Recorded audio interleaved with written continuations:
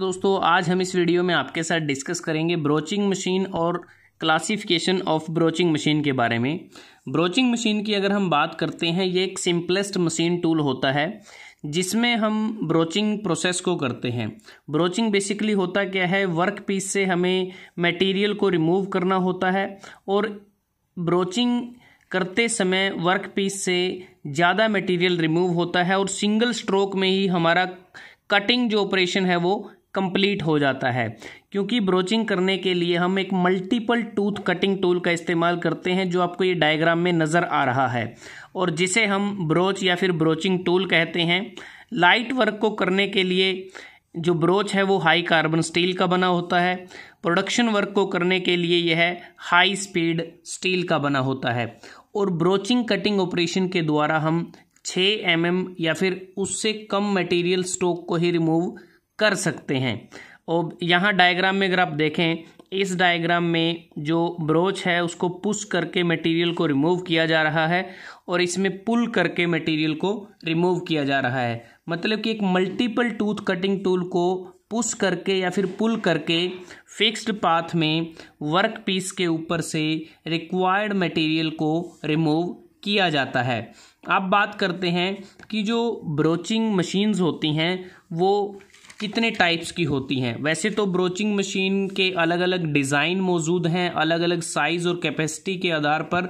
तो उनमें से कुछ क्राइटेरिया है जिसके आधार पर हम जानेंगे कि ब्रोचिंग मशीन्स कितने प्रकार की होती हैं। सबसे पहले पैरामीटर को अगर हम देखें, वो है अकॉर्डिंग टू पावर एम्प्लॉयड। मतलब कि जो ब्रोचिंग मशीन है वो मैनुअली ऑपरेटेड भी हो सकती है और पावर ड्रिवन भी हो सकती है। जब हमें बहुत कम पीसीस को ब्रोच करना है तो ऐसी स्थिति में मैनुअली ऑपरेटेड जो ब्रोचिंग मशीन है उसका इस्तेमाल किया जाता है जब कंपोनेंट का साइज स्मॉल होता है। लेकिन जब ब्रोचिंग को मास स्केल पर करना हो तब पावर ड्रिवन मशीन्स का इस्तेमाल किया जाता है।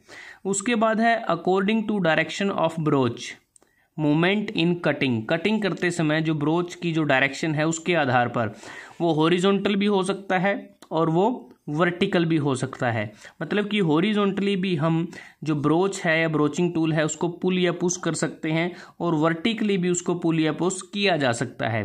उसके बाद है according to the method of cutting, जो हम बात कर रहे हैं बार बार कि पुल करके कटिंग कर रहे हैं या फिर पुश करके कटिंग कर रहे हैं या कंटिन्यूस। उसके बाद है according to condition of movement of tool relative to the work, कि मूविंग ब्रोच है या फिर स्टेशनरी ब्रोच है। उसके बाद जो नेक्स्ट पैरामीटर है according to the type of drive, हम किस टाइप की ड्राइव का इस्तेमाल कर रहे हैं, मैकेनिकल ड्राइव है या फिर हाइड्रोलिक ड्राइव है। According to the number of pull heads, कि सिंगल पुल हेड है या फिर मल्टीपल पुल हेड का इस्तेमाल किया गया है। वैसे तो अगर हम बात करें जो ब्रोचिंग मशीन्स होती हैं वो मुख्यतः अगर हम बात करें horizontal broaching machine, vertical broaching machine, surface broaching machine या फिर कंटिन्यूस ब्रोचिंग मशीन्स होती हैं और ये इसकी प्रिंसिपल टाइप्स होती हैं ब्रोचिंग मशीन्स के। लेकिन इस आधार पर भी हम देख सकते हैं कि कैसे ब्रोचिंग मशीन्स को क्लासीफाई किया जाता है। तो दोस्तों आज हमने इस वीडियो में आपके साथ डिस्कस किया ब्रोचिंग मशीन्स के बारे में, उसकी क्लासिफिकेशन के बारे में। अगर आपको वीडियो अच्छा लगा आप इसको लाइक कर सकते हैं, शेयर कर सकते हैं अपने दोस्तों के साथ, स्टूडेंट्स के साथ, और जल्द ही हाजिर होते हैं एक नए वीडियो के साथ। तब तक के लिए धन्यवाद। आपका दिन शुभ रहे।